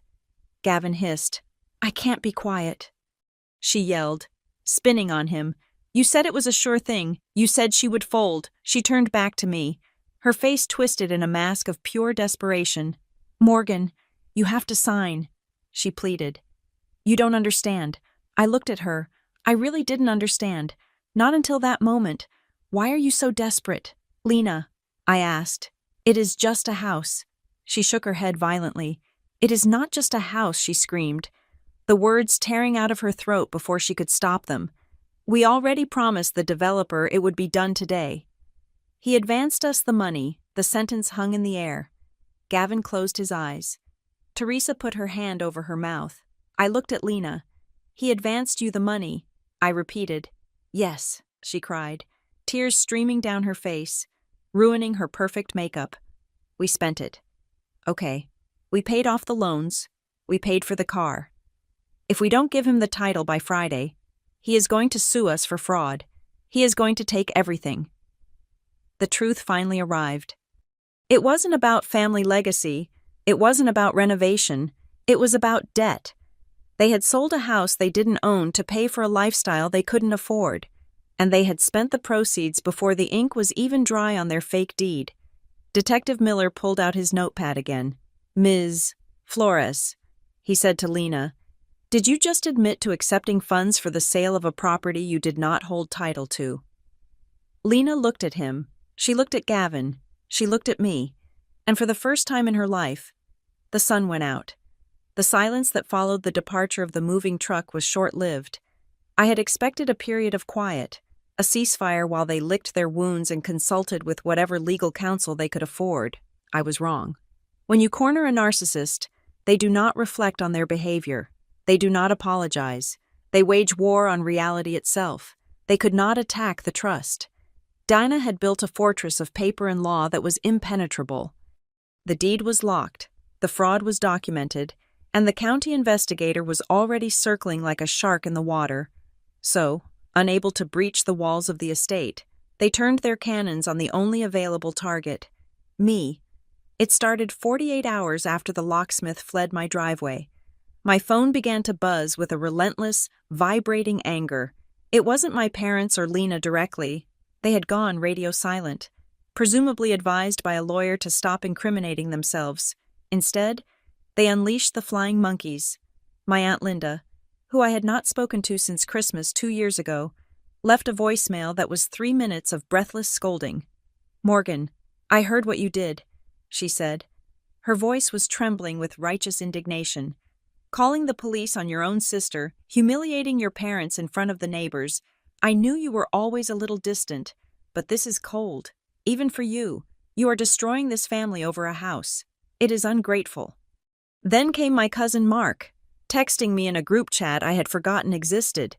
"Imagine stealing your grandfather's legacy and then threatening to arrest your mom. That is low." Morgan, real low. They had spun the narrative. In their version of events, there was no forged deed, there was no developer, there was no debt, there was only a confused elderly man who wanted unity, and a manipulative, greedy granddaughter who had tricked him into signing everything over to her and was now using the police to bully her grieving family. I did not reply.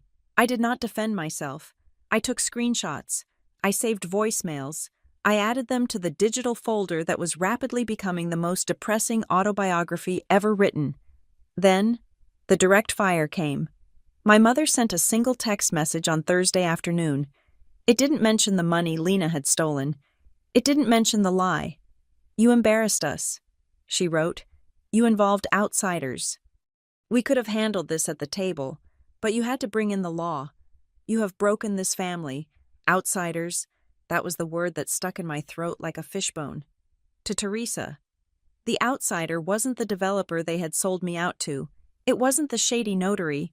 It was the truth. The law was the intruder in their fantasy world. I deleted the thread, but the nausea lingered. On Friday, the war moved from the personal to the professional. I was sitting at my desk at the university, grading the final papers of the semester, when the department head asked to see me. Dr. Aris was a kind man, usually prone to talking about his garden, but his face was grave when I walked into his office. "Close the door, Morgan," he said. He slid a printed email across his desk. It was sent from an anonymous Proton Mail account. The subject line read, "Concern regarding faculty member stability." The email was a masterpiece of vague malice. It claimed that I was currently undergoing a severe mental health crisis, that I had been harassing elderly relatives, and that I was financially exploiting a family estate. It suggested that I might be a risk to students and that the university should review my tenure-track status. My hands shook as I read it. They weren't just trying to take the house anymore. They were trying to burn my life down. They knew my career was the one thing I had built entirely on my own, the one thing that had nothing to do with Grandpa or the Cove. So they tried to poison it. "Is this true?" Dr. Aris asked gently. I looked up at him. "No," I said. "I am currently the trustee of my grandfather's estate. My family is attempting to contest the will because they are in significant debt. They are trying to pressure me by attacking my reputation." I reached into my bag and pulled out the restraining notice Dana had filed. I showed him the case number for the fraud investigation. "This is the reality," I said. "That email is retaliation." Dr. Aris read the legal document. He nodded slowly. "I am sorry. Morgan," he said, "I have to file this report, but I will attach your documentation. It won't go anywhere. But you should know this is vicious." I walked out of his office feeling lightheaded. It was one thing to fight in a living room. It was another to have the fight follow me to the place where I earned my bread. That afternoon, I went to Dana's office. I placed the anonymous email on her desk next to a letter I had received in the mail that morning. The letter was from a law firm in the city. Sterling Associates. It was printed on heavy cream-colored paper that screamed hourly billable rates. It was a formal notice of intent to contest the Kingswell Trust on the grounds of undue influence. The letter claimed that I, Morgan Flores, had used my position as a caregiver to isolate Elliot Brooks, manipulate his emotions, and force him to sign documents he did not understand. It painted a picture of me as a predator and Grandpa as a helpless victim. I read it and felt a laugh bubbling up in my chest. It was a dark, hysterical thing. They are saying I isolated him. I said to Dana, I was the only one who visited. I was the only one who knew his doctors' names. Dana did not laugh. She looked at the letter with the cold, predatory gaze of a hawk spotting a field mouse. This is standard, she said. When the facts are against them, they attack the character. They want to make you look so bad that you settle just to make it stop. They want you to pay them to go away. She leaned forward. Morgan, listen to me. Do not argue with them. Do not write a Facebook post defending yourself. Do not reply to the anonymous email. Emotional arguments are their turf. We fight on our turf. What is our turf? I asked. Evidence, she said. She pulled out a yellow legal pad. I want everything, she said. I want every log you kept. I want the grocery receipts from when you bought his food. I want the pharmacy records. I want the mileage logs from when you drove him to the cardiologist. I want the text messages where you asked your parents to visit and they said no. We are going to bury this undue influence claim under a mountain of mundane, verifiable facts. I spent the weekend becoming an archivist of my own sacrifice. I went through 5 years of records. I found the receipt for the railing I installed in the shower. I found the log of his blood pressure readings, written in my handwriting every morning at 8 o'clock. I found the texts from Lena. Can't come this weekend. Hungover LOL and Grandpa is so boring. You deal with him. I compiled it all. It wasn't just a defense. It was a diary of love. It proved that I hadn't stolen the estate. I had earned it, hour by quiet hour. On Monday morning, a new piece of evidence fell into my lap. I was watering the hydrangeas trying to repair the damage the moving truck had done when Mrs. Gable called me over to the fence. She was holding her iPad. Morgan, she said, I was looking through my birdwatching videos. I have a camera set up on the feeder. I think you should see this. She pressed play. The timestamp was from 4 weeks ago, 2 days before Grandpa died. I was at the hospital. The house was empty. On the screen, I saw Lena's car pull into the driveway. She got out, but she wasn't alone. A man in a sharp suit got out with her. They walked around the property. I saw Lena gesturing to the roof, to the garden. I saw the man taking notes. Then, I saw Lena take a key from under the mat, a spare key I thought only I knew about, and let the man inside. They were in the house for 40 minutes. Mrs. Gable looked at me. I thought she was just grabbing clothes for him, she said, but that man, he looked like a buyer. I felt a chill that had nothing to do with the ocean breeze. Lena had been giving tours while Grandpa was taking his final breaths. She had been selling the house while his heart was still beating. Can you email this to me, Mrs. Gable? I asked. I sent the video to Dana immediately. It was the smoking gun. It proved premeditation. It proved that the transfer wasn't a sudden decision by Grandpa. It was a calculated liquidation by Lena. Tuesday brought a different kind of call. I didn't recognize the number. I answered it, expecting another angry relative. Ms. Flores, the voice was smooth, male, and practiced. This is Marcus Blackwood. I represent the Apex Development Group. I froze. This was the developer. This was the man Lena had promised the house to. Mr. Blackwood, I said, I believe you should be speaking to my attorney. Now. Let's not get litigious, he purred. I am calling to offer a solution. I understand there is some confusion regarding the title of the Kingswell property. It is a messy situation. Family drama is always difficult. He paused, waiting for me to agree. I said nothing. Look, he continued. My company is very interested in this parcel. We have a vision for it. We are willing to offer a premium cash buyout. Quick and clean. We can clear up this whole trust misunderstanding. Pay off any liens, and everyone walks away happy. You get a check. Your sister gets well. She gets out of her bind. He was trying to charm me. He was trying to bribe me into fixing the mess my family had made. Mr. Blackwood? I said, did you give my sister money for this property? There was a hesitation on the line, a beat of silence that confirmed everything. We entered into a preliminary agreement based on representations made by your father and sister, he said. his voice losing some of its warmth. They assured us they had control of the asset. We advanced them a deposit to secure the contract. A deposit. That was the money Lena had spent. That was the debt that was drowning her. If you don't sell, Ms. Flores, he said, his tone turning icy, we will be forced to recover those funds. And from what I understand, your family doesn't have the liquidity to pay us back. If you sell to us, we forgive the debt. You save them. It was the ultimate guilt trip. He was offering me a chance to be the responsible one again, to sacrifice my inheritance to save Lena from the consequences of her own fraud. I looked at the ocean. I looked at the porch where Grandpa used to sit. I am not selling, Mr. Blackwood, I said, and I am not saving them.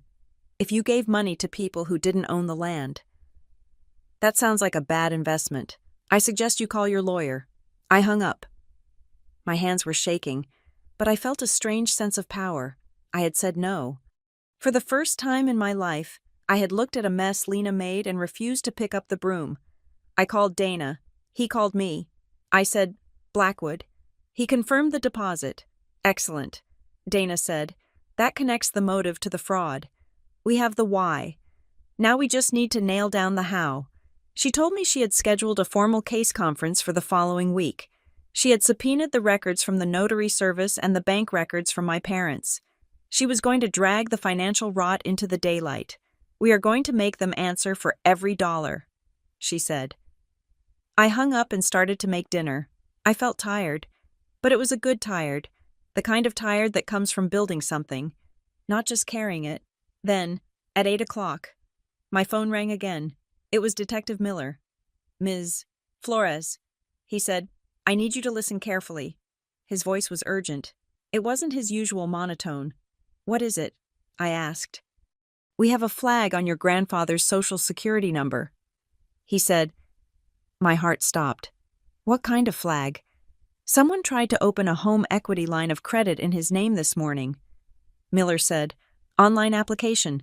They used his old driver's license number and the Kingswell address. But he is dead, I whispered. Exactly, Miller said. And the IP address for the application didn't come from a hacker in Russia. It came from a residential internet connection in the city. He paused. It came from an apartment registered to a Brett Daniels. Brett, Lena's boyfriend. They weren't just trying to steal the house anymore. They were trying to resurrect a dead man to borrow against a property they didn't own. They had crossed the line from greed into pure, desperate criminality. Detective, I said, do what you have to do. I hung up the phone. I looked at the empty house. I realized then that there was no bottom to this. There was no line they wouldn't cross, and there was no going back. The unraveling of the truth did not happen with a bang, but with the quiet, devastating slide of a spreadsheet across a mahogany desk. I was back in Dana Keene's office on Thursday morning. The rain was lashing against the window pane, blurring the outside world into gray smears. But inside, the fluorescent lights were unforgiving. Detective Miller was there too, sitting in the corner, flipping through a file that had grown significantly thicker in the last 48 hours. We found the motive, Dana said. Her voice was devoid of triumph. It was heavy with the specific exhaustion that comes from seeing the worst in people. She tapped the spreadsheet. I assumed this was about greed. Morgan, I assumed your sister saw $1 million asset and wanted to cash out to fund a lavish lifestyle. I was wrong. It wasn't greed. It was panic.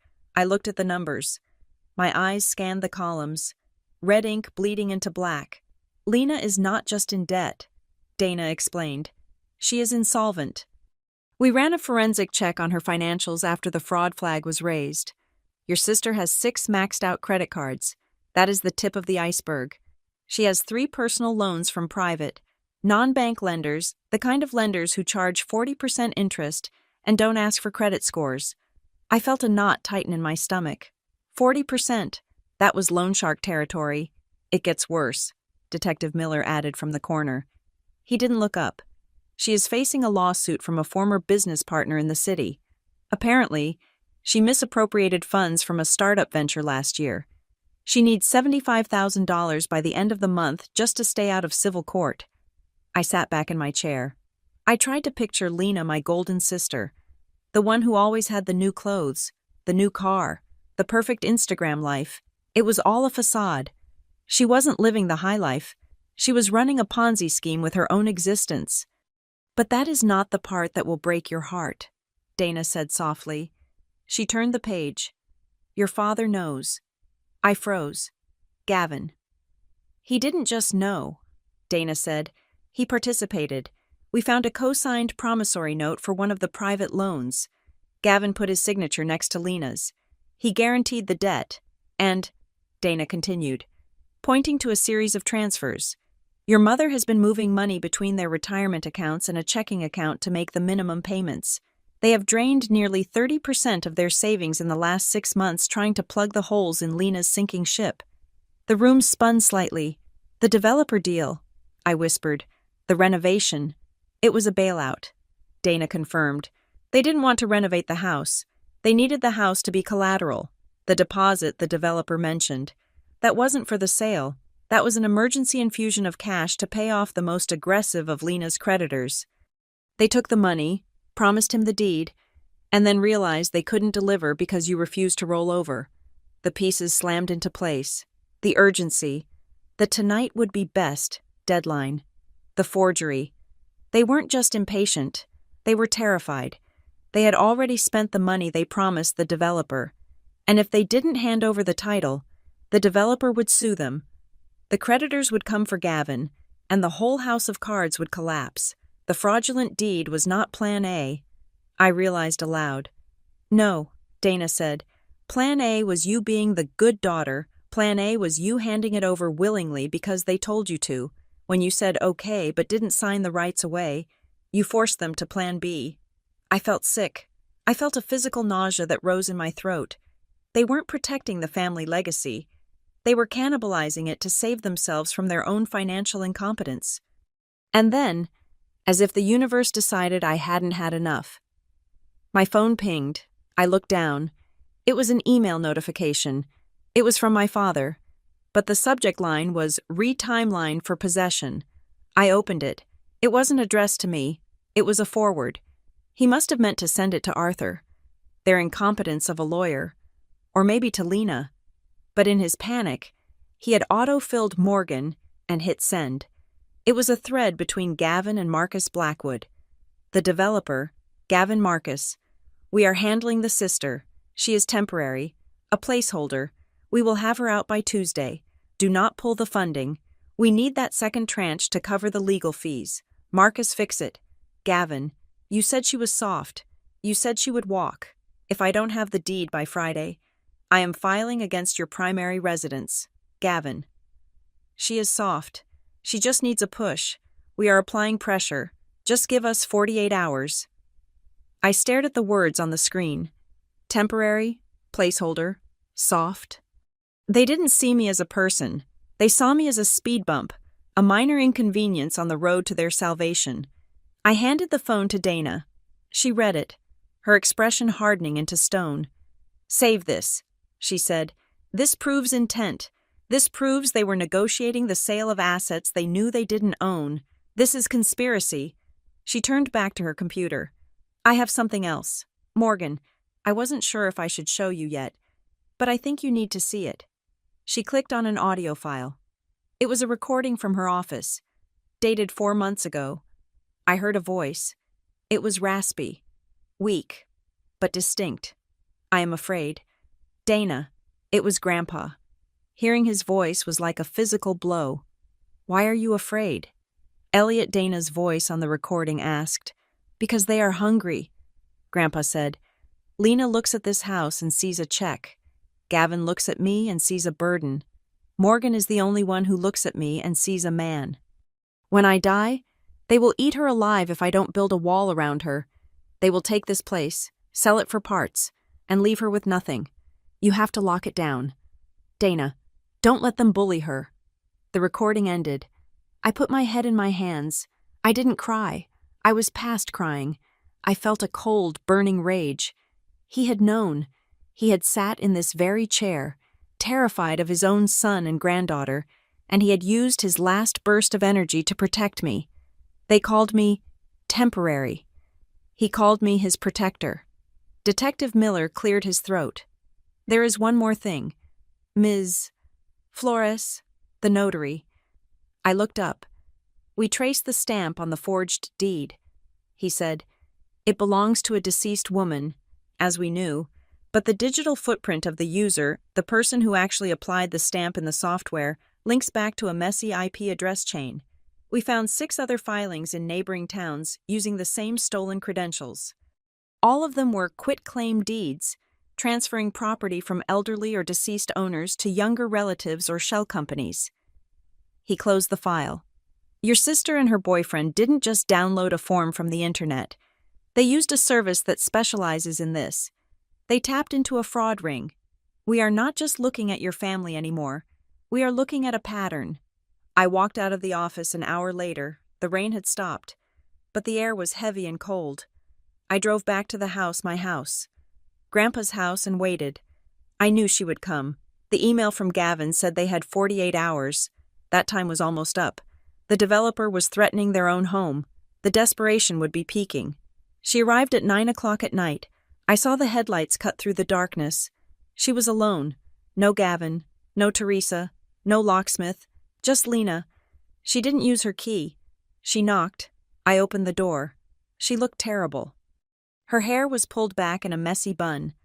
Her eyes were red-rimmed and swollen, and she was wearing a sweatshirt that looked like she had slept in it. The glowing, confident influencer from Tuesday morning was gone. In her place was a frightened child. "Can I come in?" she asked. Her voice was small. I stepped aside. She walked into the living room and sat on the edge of the sofa. She didn't look at the cameras. She looked at her hands. "I am sorry," she said. I stood by the fireplace. "What are you sorry for?" "Lena." "Getting caught or doing it?" She flinched. "Morgan, please, you don't know what is happening. I know about the debt." I said, "I know about the loans. I know about the lawsuit. I know Gavin co-signed. I know you spent the deposit." Her head snapped up. Her eyes went wide. "How?" "It doesn't matter how," I said. "I know." She crumbled. She put her face in her hands and started to sob. It was a guttural, ugly sound. "They are going to kill me. Morgan." She wept. "Not literally, but they will destroy me. Brett is going to leave. The lenders are calling Dad. Mom is draining her retirement. If I don't get this title to Blackwood by Friday, he is going to sue us. He is going to take Mom and Dad's house." She looked up at me, mascara running down her cheeks. "You have to help us. Please. I am your sister. You can't let them lose their home because of a stupid mistake I made." "A mistake," I repeated. "A mistake is forgetting to call on a birthday, forging a deed, hiring a fake notary, and trying to evict me from my own home is not a mistake. Lena, it is a crime." She stood up. She walked toward me. Her hands clasped. "I will pay you back." She pleaded. "I swear. Once the development deal goes through, there will be millions. I will give you half. I will give you everything. I just need the signature now. Just sign the transfer so we can satisfy Blackwood. Please, Morgan, do it for Mom and Dad." I looked at her. I saw the fear. Yes. But underneath the fear, I still saw the entitlement. She still believed that my purpose on this earth was to fix her messes. She still believed that my stability was a resource she could mine whenever she hit rock bottom. "No," I said. The word hung in the air. "What?" she whispered. I said no. I repeated, "I am not signing. I am not selling. And I am not saving you." Her face changed. The sorrow evaporated, replaced by a flash of pure, venomous anger. "You are so selfish," she spat. "You have always been selfish. You sit here in this big house all by yourself while we are drowning. You want to see us fail. You want to see Dad lose his pension. You did this." "Lena," I said calmly, "you and Dad did this. You signed the papers. You spent the money." She stepped closer. "You think you have won. You think because you have some fancy trust lawyer that you are safe. We will drag you through court for years. We will drain every penny of that inheritance until you have nothing left. We will tell everyone what you did. Tell them, I said. Tell them I refuse to let you steal $1,000,000. See whose side they take. She stared at me, her chest heaving. She realized, finally, that the easy daughter was dead. The doormat had become a stone wall. She wiped her face with her sleeve. I hate you, she hissed. I know, I said. She turned and ran out the door. I watched her get into her car. She slammed the door so hard I felt the vibration in the floorboards. She peeled out of the driveway, tires screeching on the wet asphalt, disappearing into the dark. I locked the door. My heart was pounding, but my hands were steady. I had faced the monster, and it was just a desperate, broken girl. My phone rang. It was Dana. I just got off the phone with the court clerk, Dana said. Her voice was brisk, professional. The other side, your parents' new attorney, a real one this time, filed an emergency motion for a temporary restraining order against the trust, claiming fraud on your part. They are throwing a Hail Mary. Let them... I said, we have a hearing scheduled for Monday morning. Dana said, it is mandatory. The judge wants everyone in the room. You, me, Lena, your parents, and the evidence. She paused. This is it. Morgan, no more hiding behind lawyers. No more text messages. On Monday, the judge sees everything. The trust, the forgery, the debt, the email, the recording.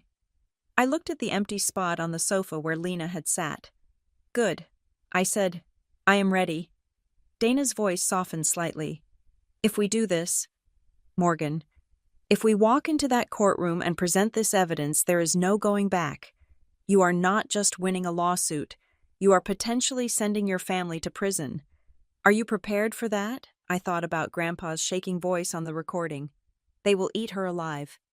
I thought about the word placeholder. I am not the one sending them there. Dana, I said, they drove themselves. I am just the one turning on the lights. See you in court, Dana said. I hung up. Outside, the storm was picking up again, battering the old house. But inside, the walls held. Grandpa had built them strong, and on Monday, I would make sure they stayed that way. Monday morning at the county courthouse smelled like floor wax and anxiety. The hearing was scheduled for 9 o'clock in the morning in the chambers of Judge Holloway, a woman known for her impatience with family squabbles and her absolute reverence for paper trails. I arrived 15 minutes early with Dana Keene and Detective Miller. I wore a navy blue suit, the same one I had worn to my thesis defense. I kept my hands folded on the table. I did not look at my phone. I did not fidget. I was a statue of composure. My family arrived at 8:55. They were performing a tragedy. Teresa was clutching a tissue to her nose, though her eyes were dry. Gavin was wearing a suit that looked slightly rumpled, trying to project the image of a weary, grieving father. Lena walked in behind them, dressed in black, looking small and fragile. It was a costume. They were dressed as victims. Their lawyer, a high-priced litigator named Mr. Sterling from the city, set his briefcase down with a heavy thud. He nodded to Dana. It was the nod of a man who thought he was about to crush a small-town attorney. We all sat down. The silence in the room was thick enough to choke on. Judge Holloway entered. We stood. We sat. Judge Holloway looked over her glasses at the file. We are here regarding the emergency motion to contest the validity of the Kingswell Trust, she said. Her voice was dry. Mr. Sterling, you are alleging undue influence. Proceed. Sterling stood up. He buttoned his jacket. Your Honor, he began, his voice rich and baritone. We have a simple case of elder abuse. My clients, the daughter and son of the deceased, were excluded from the estate of a man who was suffering from cognitive decline. The respondent, Ms. Morgan Flores, used her position as a caregiver to isolate Mr. Brooks. She controlled his medication. She controlled his access to the phone. She manipulated a dying man into signing a trust document that disinherited his own children in favor of her. He gestured to me. We are asking the court to void the trust and revert the estate to the natural heirs, he concluded. Judge Holloway looked at Dana. Ms. Keene. Dana did not stand up immediately. She opened her binder. She took out a small USB drive and placed it on the table. "Your Honor," Dana said. Remaining seated, the allegation of undue influence requires proof that the deceased was coerced. We are submitting into evidence a video deposition taken by my office 4 months prior to Mr. Brooks's death. In this video, Mr. Brooks is alone. He is lucid. And he explains exactly why he is creating this trust. Sterling objected. "Your Honor, we haven't seen this. It was provided in discovery on Friday afternoon." Dana said calmly. "Perhaps you missed the email." Judge Holloway waved her hand. "Play it." Dana plugged the drive into the court's media system. The large screen on the wall flickered to life. There was Grandpa. He was sitting in Dana's office, wearing his favorite flannel shirt. He looked tired, but his eyes were sharp. "Why are you doing this?" Elliot Dana's voice asked from off-camera. Grandpa looked directly into the lens. "Because I know my family," he said. His voice filled the courtroom. "Gavin is a good man, but he is weak with money. Teresa follows Gavin, and Lena has an appetite she cannot feed. If I leave them this house, they will sell it within a month to pay off debts I did not create." On the other side of the table, I saw Gavin flinch. Lena stared at the screen, her jaw tight. "Morgan is different," Grandpa continued. "She is the only one who never asked me for a dime. She is the only one who fixed the roof instead of asking how much the tiles were worth. I'm leaving it to her not because she asked, but because she is the only one who will keep it standing. I am doing this of my own free will, to protect her from them." The video ended. The screen went black. The room was silent. Judge Holloway looked at Sterling. That seemed fairly specific. "Counselor." Sterling cleared his throat. He shifted his weight. "Well, Your Honor, a video can be staged. We don't know what threats were made before the camera rolled. And regardless, we have a codicil dated after this video, signed by Mr. Brooks, transferring the property to Lena Flores." "Ah, yes," Judge Holloway said. "The codicil." She picked up a document from her stack. "This is the document that was attempted to be filed with the county clerk last week." "Correct." "Yes, Your Honor," Sterling said. Judge Holloway turned to Detective Miller, who was sitting quietly at the end of the table. "Detective," she said, "you have a report regarding this filing." Miller stood up. He didn't look like a lawyer. He looked like the person you call when the lawyers are done lying. "Yes, Judge," Miller said. "We analyzed the notary stamp on that codicil. The commission number belongs to a Janet Weiss. Ms. Weiss passed away in 2020. The stamp is a forgery. Furthermore, the digital signature of the witness matches an IP address associated with a Mr. Brett Daniels, who I understand is the partner of Ms. Lena Flores." Sterling froze. He looked at his clients. Lena was looking at the table. Gavin was looking at the ceiling. Miller continued. "We also have records from a filing service called Quick Deed Pro. The account was paid for by a credit card in the name of Gavin Flores. The transaction date was 3 weeks after Mr. Brooks died. They paid for a backdated rush order." Judge Holloway's expression did not change, but the temperature in the room dropped 10 degrees. She looked at Sterling.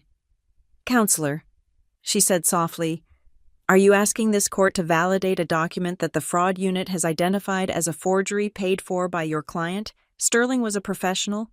He knew when the ship had hit the iceberg. He closed his folder. "I was not aware of the provenance of that document.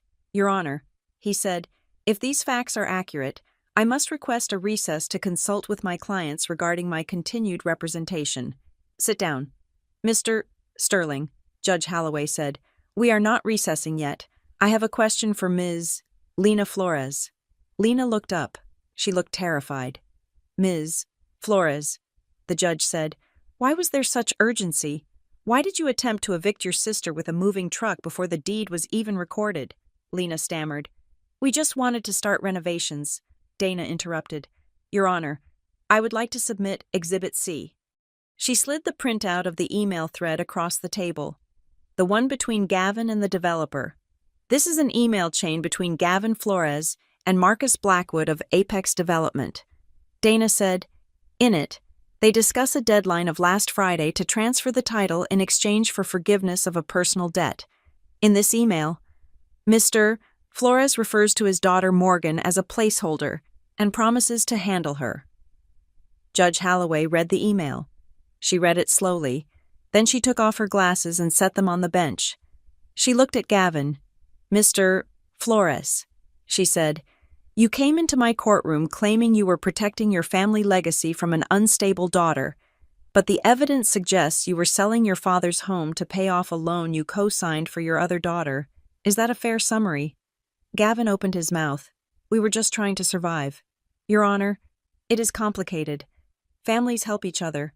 Morgan didn't need the house. We needed the money. We were protecting the family from ruin. We were protecting the family. The mantra of the abuser. Judge Holloway leaned forward. Mr. Flores, stealing from an estate is not protecting the family. It is theft. Forging a deed is not a technicality. It is a felony. She turned to me. Ms. Flores, she said, the trust is valid. The execution was perfect. You are the sole trustee and beneficiary. The challenge is dismissed with prejudice. She turned back to Sterling. Mr. Sterling, I am advising you to withdraw this motion immediately, and I am referring the evidence of the forged deed and the fraudulent filing to the district attorney's office for review. This is no longer a civil matter. Sterling looked pale. Motion withdrawn. Your Honor. Dana stood up. One more thing.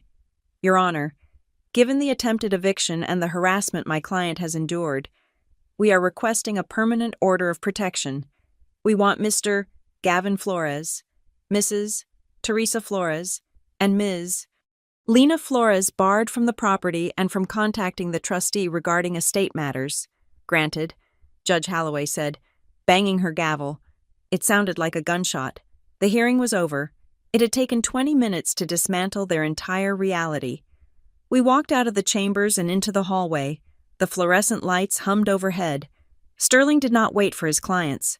He walked briskly toward the elevators, muttering into his phone, presumably doing damage control for his own license. My parents and Lena stood by the water fountain. They looked stripped. The performance was over. There was no audience left to impress. Teresa looked at me. Her eyes were red. You sent us to jail, she whispered. That is what you did. The judge said she is sending it to the district attorney. Are you happy? Morgan. You put your own mother in front of a prosecutor. I didn't answer.